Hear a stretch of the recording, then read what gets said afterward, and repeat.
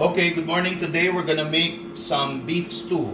So first, you need to get yourself some salted na anchor butter. Get 4 of these and put them here like I did. Alright?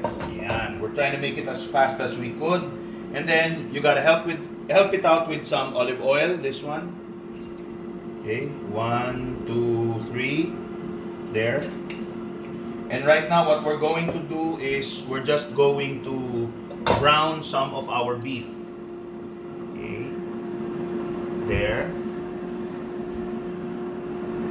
So first, I'm gonna show you the beef. So we've got this is about 2 kilos of beef brisket, no, which is already cubed, and we already pressure cooked this for about an hour, and then coated it in some cornstarch, right? And that's this one here. Okay. So we're gonna take some of this and just try to brown it there. There. So you can hear it, right? It's parang sizzling. Yan. Okay. Now this one, you need to do this just to make sure that you lock in all the flavor of the beef. Kasi if you don't do it, sometimes the beef parang nadudurog din siya. So you don't want that, okay? And don't overdo it, of course. There, so take it, then just flip over the ones that you did na kanina. You're not really trying to fry this. You're just you're just browning it, okay? So flip it around. This one. Okay, the noise that you're hearing is actually the air fryer because this beef stew is going to use something special. We're going to use Shakey's Mojo potatoes as the potatoes for this beef stew. Yan. So if you can see, if you notice, these are big chunks, no? Right. There.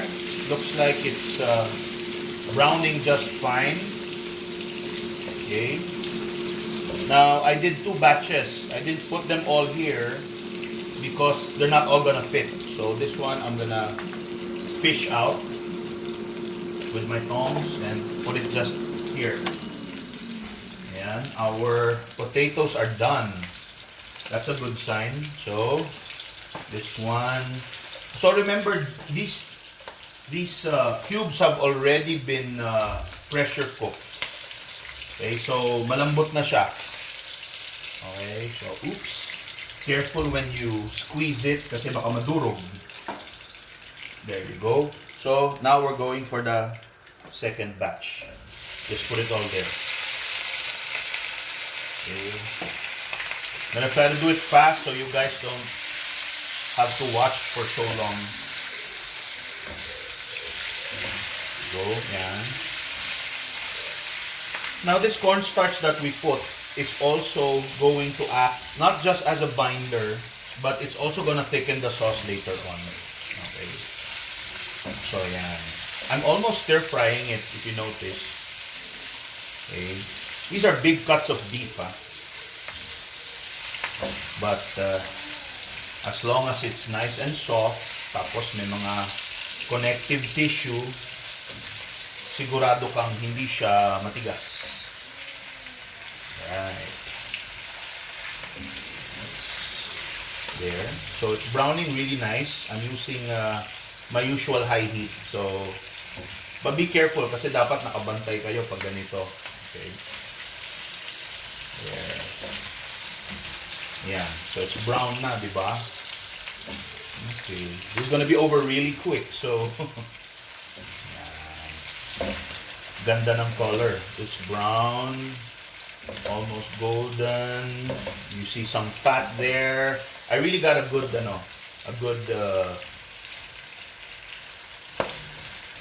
beef dun sa SNR. I chose it, so You know, there were lots of beef there, lots of cuts, but syempre, you gotta choose the one that's got the right amount of fat in it, no? So this one, I'm gonna, let me see, because I wanna coat this, right? I wanna coat this with some of the powder, but I'm gonna try to do that later, Kasi you know what I do normally, I really put some of the flavor or the powdered seasoning. I like to coat my meat with it and also any vegetable that I use. Mas gusto ko siya pag coated ng seasoning para hindi lang yung sauce ang nagdadala. Kasi yung ibang tao medyo tamad sila eh. When they cook, they put the seasoning doon sa sauce na lang. Tapos yung laman, wala namang lasa. So, pangit yung ganun. Malambot nga, wala namang lasa. So, not everybody likes a lot of sauce. So, pag yung sauce lang ang nagdadala, it's kind of weak. So, that's not how I like to cook. So, now let's begin by sauteing. So, we'll put these whole garlic.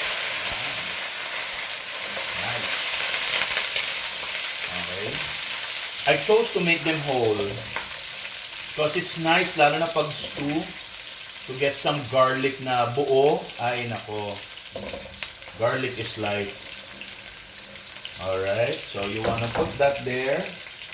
Then you follow it with your onions. Okay. So far, nagigisa pa lang tayo, right? So very simple. Garlic and onions. Now, before I put my tomatoes, I'm gonna put some other stuff first. Like my carrots. Some of you guys must be wondering, why is he putting carrots before the tomatoes? Well, that's simply because I want the carrots to be tender. So, I'm trying to fry it ng konti. So if you notice, it's almost like thick chips the way we cut it, so that it's easier to tenderize. If it's cubes, medyo mas matagal yan para lumambot. I don't have enough time to like slow cook this one because the kids are already here and they're hungry. So far what we've done, we have the garlic, we have the onions, and we have the carrots. And now we're gonna put in the pepper. Here you go, there. All right, that's green and red pepper. Actually, when I chose that in the grocery, they came in two colors na. Alam nyo yun, parang it's a combination pepper that's green and red at the same time. So that's what I got. Because I don't want them all green, I don't want them all red. So green and red is just perfect. You know, it's got that Christmas color or Christmas vibe into it tuloy. Yan. So now you've got these so far. Okay. When you're cooking, you try to take a look at the stuff that you want to tenderize and make sure that you have them there. Okay. So the harder it is, the longer it's gonna take for you to make it softer. Alright. So now that that's done, we can now begin to add some other stuff. So yung kanina pang nag-iintay na onions can now, tomatoes can now be added. There. This is almost like a tomato sauce base kasi. And then we're gonna add back the beef. There. Alright. So, yan.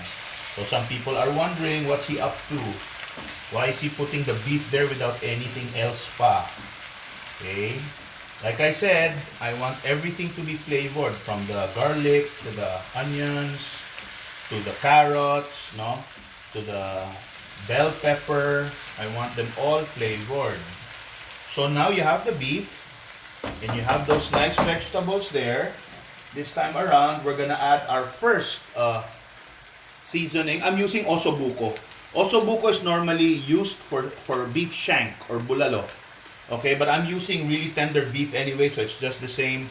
I don't want the bones. I don't want the bone marrow. I don't need it now, not for this dish at least. So, ayan. This is what I mean by coating it with flavor. This is the first one. I'm gonna use 2 of these. You use 1 for each kilo. I have 2 kilos, so sakto lang yan. Okay? So now, I'm gonna start mixing. There. So now, at this point, you can actually smell it na. It's starting to smell mechado-ish. Right? But this is not mechado. It's beef stew. Okay? Now, at this point, I'll tell Yaya Gina to cut the lemon sa gitna. Puputulin ni Yaya Gina sa gitna yung lemon. Because I'm gonna squeeze it onto this one to tenderize the beef and give it some acid, some citrus. Okay, ayan. Ngayon pa lang, okay na siya if you look at it, no? So, while Yaya Gina's doing that, I'm gonna go and put my olives. So, if you look at this, it's a combination of black olives, no? And actual green olives, no? Pero both are pitted. Yung black nga lang is sliced, if you can see it there sa camera. So, I'm gonna put that one there. Yan. Okay. And then, let me squeeze my lemons. 1. Nice. 2.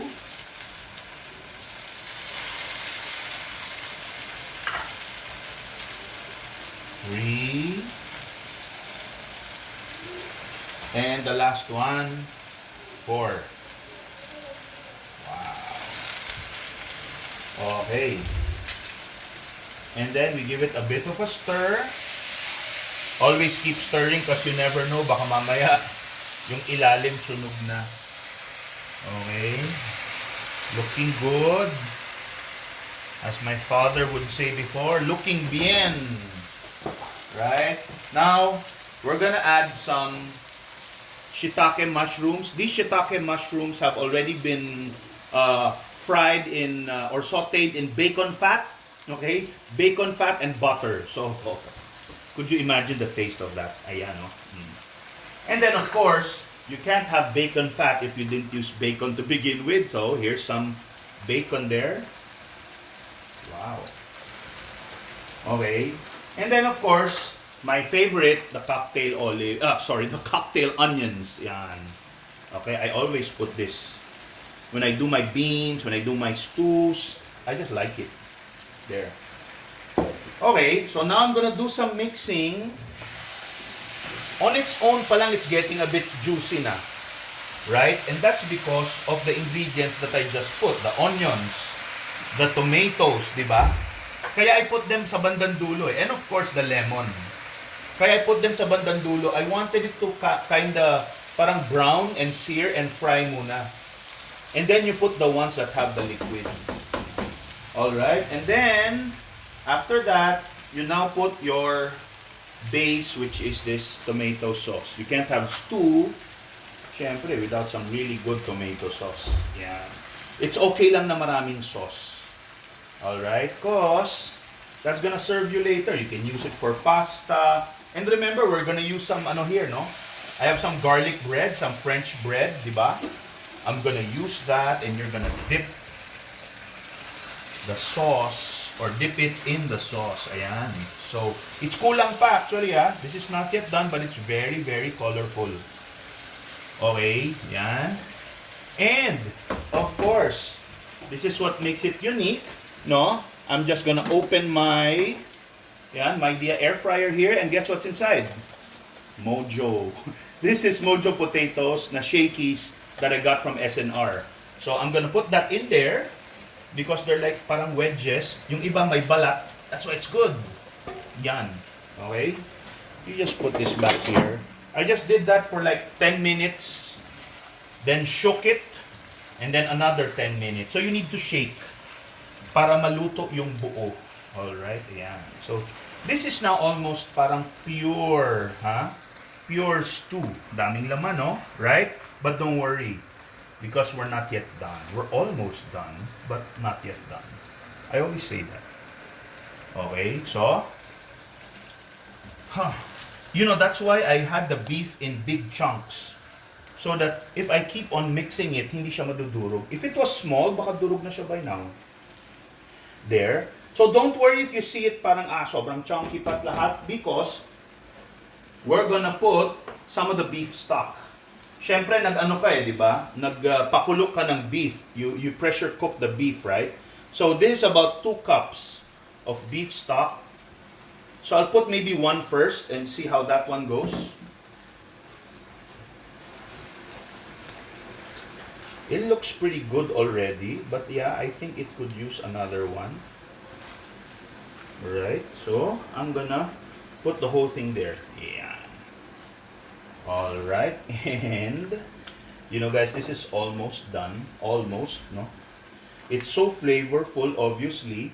The beef is already coated with osobuco sauce. And so are the other ingredients, di ba?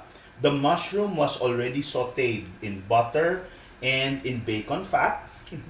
And this one has bacon already inside it. Alright? So now, this now is the special part, because we're gonna let this simmer, but in order to let it simmer, we're gonna need the special ingredient. But let me try to taste it first, just to make sure that we're on the right track. OMG, that's all I can say. So now it's time to add some heat into it. So we're gonna put some cracked black pepper. There. And we're gonna get some Spanish paprika, the smoked variety, na spicy.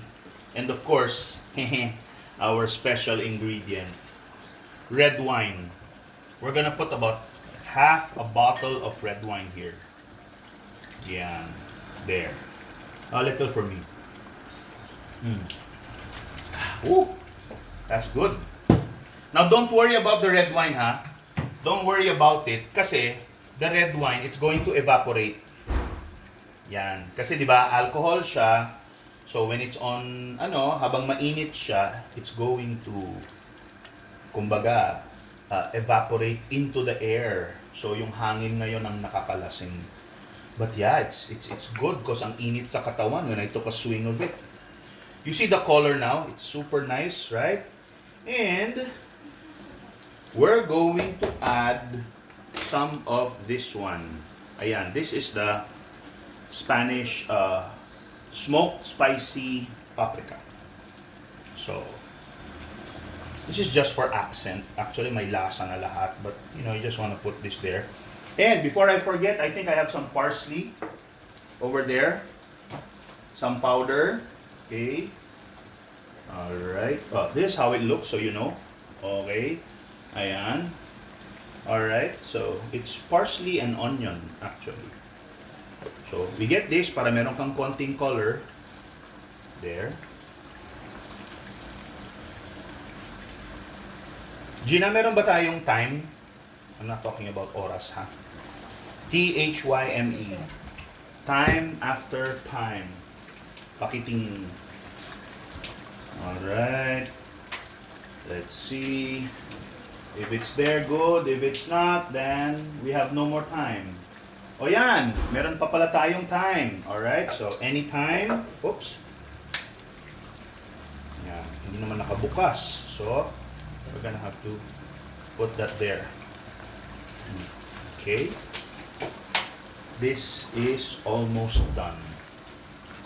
Well, preparation-wise, there's nothing much that we're going to do na. Okay. I think after this, we're just gonna simmer it, but we've got to taste first. Okay. So maybe, Cheska, you can do a bit of a close-up there, so you can just show them. I'm gonna surface some of it to the top. Ayan. You've got your olives. You've got your cocktail onions, you have your shiitake mushrooms, you have your beef, na maraming litid and taba. Nice, right? And of course, you have your potato wedges or the Mojo potatoes. Ayan, lasang shakies na siya ngayon, para na siyang pizza. Then of course, you have your carrots in there also. So everything's just right there. And let's see, because if it's still too thick, it can use more wine. Oh, wow. It's just spectacular. I'm not kidding. And yes, we can put a little more. Just a little more pa. Ayan. And more for me. This is good pala. I now remember, because I used to finish boxes of that Francia. You know, it comes in a box before, di ba? Francia. Tapos meron siyang faucet. Ganyan. We once went to like Puerto Galera and we had a box of that. And so many nice memories coming. Yeah. So this one is really nice and thick now. Oh, ayan. You can see the garlic is there. Buhay na buhay siya. Okay. And one last taste before we simmer it. Alright.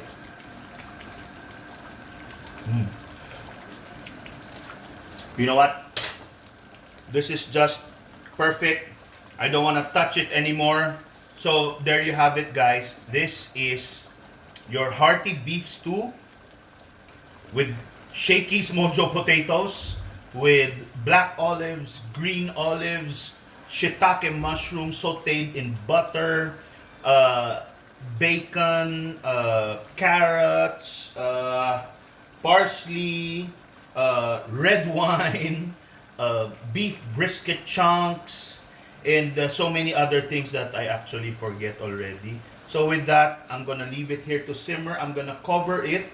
If I can look for the cover, I'm gonna cover this. I'm going to bring down the heat, no? Ayan. So that it's not gonna make sunog. Right? Is this the one? Am I doing the right one? Yeah, this is the one. Okay.